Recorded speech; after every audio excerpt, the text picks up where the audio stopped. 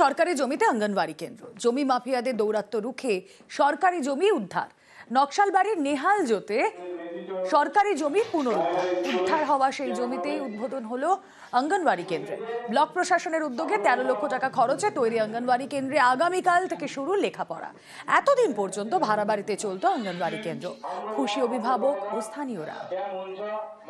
সরকারিভাবে ইনকোয়ারি করে অনেক জমি আমরা উদ্ধার করেছি, তার মধ্যে এইটা একটা অন্যতম। একটা স্কুল সেটা ভাড়া বাড়িতে হচ্ছিল এবং তার পাশে একটা জমি যেখানে ল্যান্ড মাফিয়ারা সেটাকে হজম করার জন্য রেডি ছিল এবং সেখান থেকে এটা উদ্ধার করে একটা স্কুল এখানে তৈরি করা হয়েছে। প্রধানের একমাত্র ঐকান্তিক প্রচেষ্টায় এই কাজটা হয়েছে। আগামীতে প্রধানের ফান্ড থেকে সামনের দিকে একটা রাস্তাও হবে এবং এখানকার ছেলেমেয়েরা যাতে ভালোভাবে পড়াশোনা করতে পারে, যতটুকু দরকার হবে এখানে সেটুকু আমরা করব।